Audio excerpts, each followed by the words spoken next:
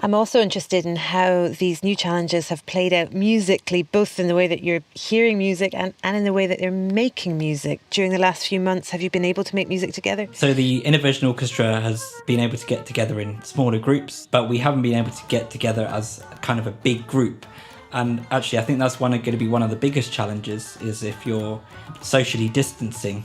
It's going to be harder to rely on those cues that I was talking about. We rely on listening to each other, and particularly people's breath to cue us in so that we can all come in at the same time.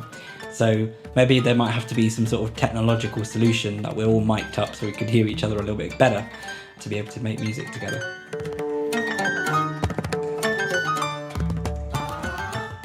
Well, the founder of the orchestra is Baluji Shrivastav, sitar player to the stars. He's recorded with bands from Massive Attack to Madness, and he's worked for years with Stevie Wonder. Here is Baluji on the essential connection between the musicians of Innervision. In my view, everybody is musician. Whether you play music or you don't play music, since you are born, you are a musician. Innervision Orchestra started in 2008. We had to find some blind musicians. And luckily, now we have got 18, 19 musicians who are permanent. Any blind person who is interested in music can come and join our workshop.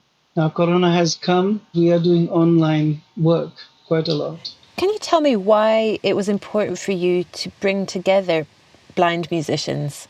It is very important for us because the blind people in general, not only in music, have got very little employment, maybe 10% of the whole thing. So we have to work together, and especially musicians are not employed because they are blind. Unfortunately, that is the case. In my case, it was different because I am a sitar player, which is not easy to find. And so I was very lucky to play with so many great musicians.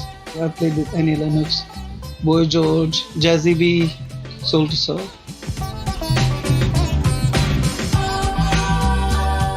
Obviously, you've played in a huge number of different contexts and different collaborators. And Stevie Wonder, I shouldn't forget Stevie Wonder. Never forget Stevie Wonder.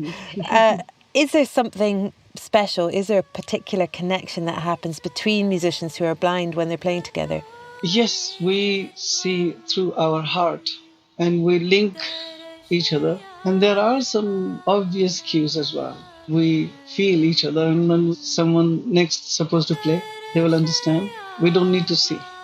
Actually, for me, music is not to be seen. Music is to be heard.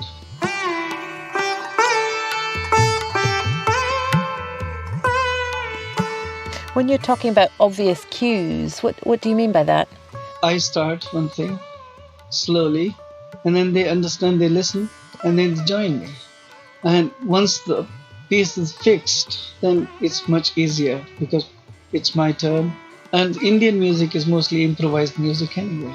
So we just improvise, and if someone starts playing in the middle, I stop playing.